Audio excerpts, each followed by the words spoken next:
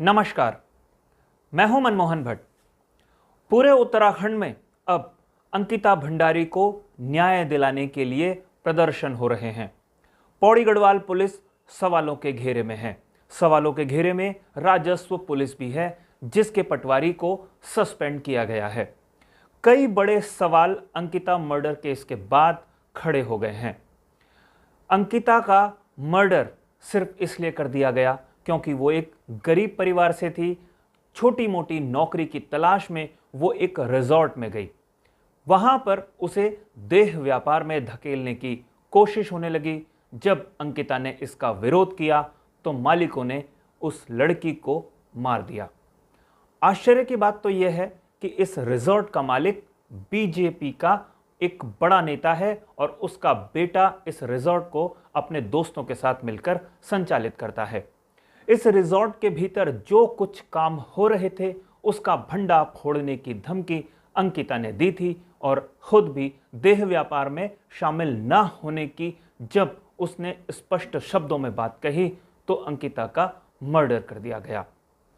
अब इस रिजॉर्ट को देखिए। यह खूबसूरत रिजॉर्ट एक ऐसे क्षेत्र में बना हुआ है जहां पर एक आम आदमी को छोटा मोटा घर बनाने के लिए भी कई तरीके की मंजूरियां सरकार से या सरकार के अलग अलग विभागों से लेनी होती है।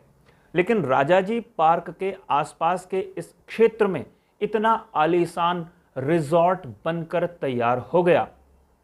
वन विभाग के जो स्थानीय अधिकारी थे उनकी नजरों से शायद ये बचा रहा। वो क्यों इस पर कार्रवाई नहीं कर रहे थे जब ये रिजॉर्ट बनकर तैयार हो रहा था? क्यों इसकी इजाजत चेक नहीं की गई? अब सुबोध उनियाल जो वन मंत्री हैं, उन्होंने भी अपने सोशल मीडिया अकाउंट के जरिए इस रिजॉर्ट पर सवाल खड़े किए हैं और पूरी जांच करने की बात कही है।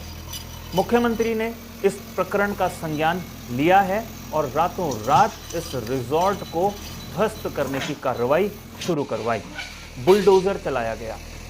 अपनी प्रदेश में जितने भी इस तरीके के रिजॉर्ट बने हुए हैं उनकी जांच करने के लिए भी मुख्यमंत्री पुष्कर सिंह धामी ने आदेश जारी कर दिए हैं।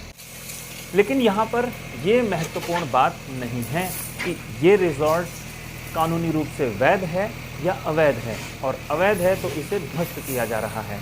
सवाल यहाँ पर कई खड़े हो गए हैं। उत्तराखंड पुलिस अब इलेक्ट्रॉनिक उपकरणों के जरिए एफआईआर दर्ज करने की बात कहती है, जिसे एफआईआर भी बार बार कहा जाता है। बताया जाता है कि पुलिस बहुत हाईटेक हो रही है। लेकिन उस पुलिस के पास जब पीड़ित अंकिता भंडारी के परिवार के लोग जाते हैं तो पुलिस कोई कार्रवाई नहीं करती। ये अपने आप में सबसे बड़ा कारण है इस घटना के घटित होने का, क्योंकि राजस्व पुलिस ने इस बात को बहुत हल्के में लिया। हो सकता है कि बड़े लोगों के रिजॉर्ट थे इसलिए राजस्व पुलिस ने कोई कार्रवाई नहीं करी। बड़े लोगों के रिजॉर्ट हैं इसलिए जो पुलिस पौड़ी गढ़वाल की थी, थाना लक्ष्मण झूला क्षेत्र की जो पुलिस थी, उसने कोई कार्रवाई नहीं की। लेकिन उनकी इस शिथिलता का क्या नतीजा निकला है वो हम सबके सामने है। जनता पूरी तरीके से अंकिता भंडारी के परिजनों के साथ है। यही वजह है कि जब इस गंदे काम में पुलकित आर्य और उसके 2 और साथी गिरफ्तार किए गए तो भी भीड़ का गुस्सा शांत नहीं हुआ। भीड़ इन आरोपियों को मारने के लिए टूट पड़ी। जिस जीप में बैठाने की कोशिश पुलिस इनको कर रही थी उस जीप पर पत्थरबाजी हुई। उस जीप से निकालकर इन आरोपियों को खूब पीटा, इनके कपड़े फाड़ दिए। लेकिन बेशर्मी की हद इतनी थी कि पुलकित आर्य भीड़ का विरोध कर रहा था, लात घूंसे चला रहा था। लेकिन भीड़ ने भी आरोपियों को सबक सिखाने में कोई कमी नहीं छोड़ी। अब अंकिता को न्याय दिलाने के लिए ऋषिकेश ही नहीं पूरे आसपास के क्षेत्रों में आंदोलन होने लगे हैं और पुलिस के खिलाफ खास तौर पर प्रदर्शन हो रहा है, जिसने इस मामले को बहुत हल्के में लिया और अपना पल्ला सिर्फ इसलिए झाड़ लिया क्योंकि ये राजस्व क्षेत्र का मामला है। जब पुलिस के पास पीड़िता के परिजन पहुंचे थे तो पुलिस को सख्त एक्शन लेकर कार्रवाई करनी थी। अगर वो समय पर ऐसा कर देते तो हो सकता है आज अंकिता भंडारी हम सबके बीच में जीवित होती। उसकी आखिरी जो कॉल थी वो सोशल मीडिया पर तैर रही है। पुलिस के जो बयान हैं वो सोशल मीडिया पर तैर रहे हैं। अंकिता की मां का बयान सोशल मीडिया पर तैर रहा है। हमदर्दी पूरे समाज की है, पूरे क्षेत्र की है, लेकिन एक पीड़िता अपनी जान दे चुकी है। इसके बाद भी क्या सबक सीखना बाकी है, ये हम सबको सोचना है। साथियों, आज हम आपको ये नहीं कहेंगे कि ये रिपोर्ट आपको कैसी लगी। हम बस आपको ये कहेंगे कि अंकिता को अगर इंसाफ दिलाना है तो साथ खड़े होना होगा।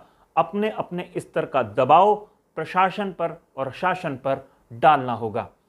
जनता का ही दबाव होता है कि सरकार बड़े बड़े फैसले करती है। विधानसभा में बैकडोर से की हुई नियुक्तियां इसका बड़ा उदाहरण है। जब शासन पर दबाव पड़ा तो भर्तियों को रद्द किया गया।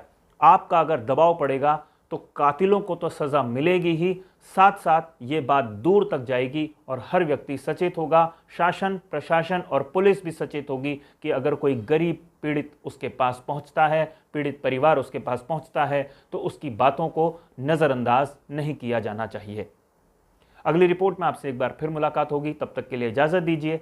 नमस्कार।